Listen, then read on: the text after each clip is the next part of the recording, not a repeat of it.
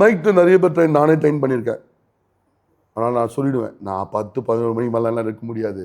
11 மணி last, இல்லை 12 மணிக்கு எழுந்திருக்கேன் நான் அடுத்த நாள் லேட்டாக தான் வருவேன் ஒர்க் அவுட்டுக்கு.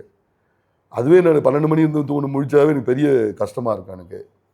அவங்க அதுக்கப்புறம் போயிட்டு ஜாலியாக சுற்றுவாங்க. ஆனால் பகலையும் பார்த்தா சரியாக தூங்குறாங்க, நான் பார்த்தா கிடையாது. அவ்வளோ பணம் இருந்து பிக் ஷாட் வந்து மல்டி மில்லியனர் நான் சொல்கிறேன், பெரிய பெரிய பணக்காரன் நான் ட்ரெயின் பண்ணி செலிபிரேட்லாம் ட்ரெயின் பண்ணியிருக்கேன் டெல்லியில். ஆனால் அவங்க வாழ்க்கையில் இன்றைக்கி பல விதமான வியாதிகளோடு சுற்றுறாங்க. அவங்ககிட்ட பணம் கம்மியாக, இல்லை அவங்களுக்கு மருத்துவ சிகிச்சை கம்மியாக, அவங்களுக்கு மருத்துவ ஆலோசனைகள் கம்மியாக, இல்லை அவங்கக்கிட்ட இல்லையா, அவங்க ஒரு நினச்ச ஒரு ஹாஸ்பிட்டல் அவங்களால திறக்க முடியும். பெரிய பெரிய காலேஜ் வச்சுருக்காங்க, பெரிய பெரிய இதான பிஸ்னஸ் பிக் ஷாட்டாக இருக்கிறாங்க. ஆனால் அவங்களுக்குலாம் வியாதியோடு இருக்கிறாங்க. ஒரு சிலர் காலத்துக்கு முன்னாடியே ஆண்டவர் கொடுத்த நாட்கள் முன்னாடியே இல்லை. இது ரொம்ப துக்ககரமான ஒரு காரியத்தினால, இதை நான் பேச வேண்டிய கட்டாயத்தினாலும் இந்த காரியத்தை நான் பேசிக்கின்னு இருக்கிறேன். அதனால் நீங்கள் கண்டிப்பாக இது வியாதி பணக்காரு ஏழை என்றதுக்காகலாம் கிடையாது, எல்லாருக்கும் உரியது தானே. நம்ம எவ்வளோ தூக்கத்தை கம்மி பண்ணுறோமோ நம்ம ஆயுசு நாட்களை கம்மி பண்ணிகிட்டே போயிட்டுருக்கோம்.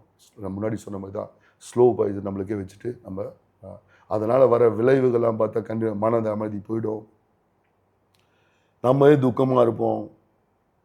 நிறைய விஷயம் எல்லாம் சொல்ல அவங்க எல்லாருக்கும் தெரியும் இதை பற்றி. அதனால் இது நடுவில் நைட்டில் தான் போய் எக்ஸசைஸ் பண்ணுவேன், நைட்டில் தான் இருப்பேன் அப்படின்னு வேணால் வீம்பு பேசலாம். சரி, வேறு வழி இல்லை, நீங்கள் வாரத்தில் ஒரு நாள் 2 நாள் இப்போ எக்ஸசைஸ் நைட்டில் பண்ணால் தப்பு கிடையாது. ஆனால் அடுத்தது உங்களால் 7 மணி நேரம் 6 மணி நேரம் தூங்க முடியுமா, அந்த டீப் ஸ்லிப்குள்ளே போக முடியுமா? அதுவும் சில அதான் கேட்டவன் தெரியும் அதையே சொல்கிறேன்.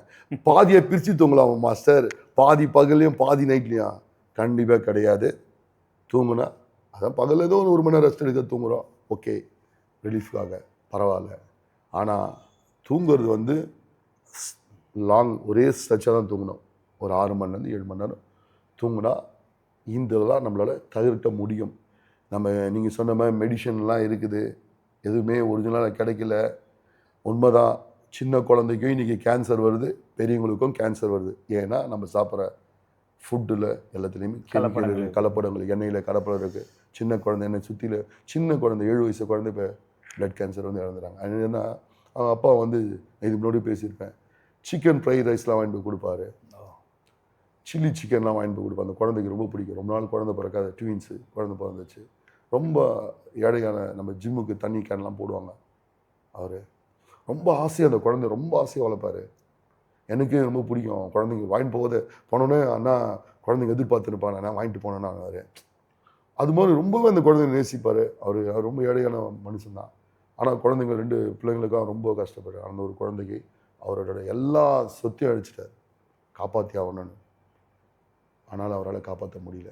அதுக்கு காரணம்னா ஜங்க் ஃபுட், இந்த கிங் ஃபுட்டு, இது மாதிரி இந்த பாக்கெட்டில் அடைச்சி வச்ச ஃபுட்டு. அவங்களாம் யாரும் இப்போல்லாம் நிறைய பேர் மனசாட்சி அது பார்த்துலாம் யாரும் பண்ணுறதில்ல. பணம் சம்பாதிச்சா சீக்கிரம் பணம் சம்பாதித்து என்னெல்லாம் பண்ணணுமோ அதெல்லாம் பண்ணுறாங்க. அதனால் வந்து நிறைய ஃபுட்டு எல்லாரையும் நான் சொல்லலை, ஒரு சிலர் அதனால் வந்து தப்பான செய்கிறதுனால நிறைய குடும்பத்தில் எனக்கு தெரிஞ்சது தெரியாத எவ்வளோ காரியங்கள் நடந்துன்னு தான் இருக்குது. அதை நம்மளால் தடுக்க முடியாது. எவ்வளோ நம்ம அரசாங்க அதிகாரிகளும் அதுக்கான முயற்சி எடுத்து தடுத்துன்னு தான் இருக்கிறாங்க. அதை சொல்லணும், திருடராய் பார்த்து திருந்தாவிட்டால் திருட்டை ஒழிக்க முடியாது போல் இந்த வியாதிகள் கூட போட்டி இட்டு நம்ம சண்டை போட்டு ஜெயிக்க முடியாது. நம்மை காத்துக்கொள்ள, நம்ம குடும்பத்தை காத்துக்கொள்ள, நம்ம சுற்றி உள்ள நண்பர்களை காத்துக்கொள்ள இன்றி அமையாதது தூக்கமும் உடல் அதாவது எக்ஸசைஸும் உடற்பயிற்சியும் நல்ல உறக்கமும். அது மட்டுமானா இல்லை, நிறைய இருக்குது. நேரத்துக்கு தண்ணி நல்லா குடிக்கணும்.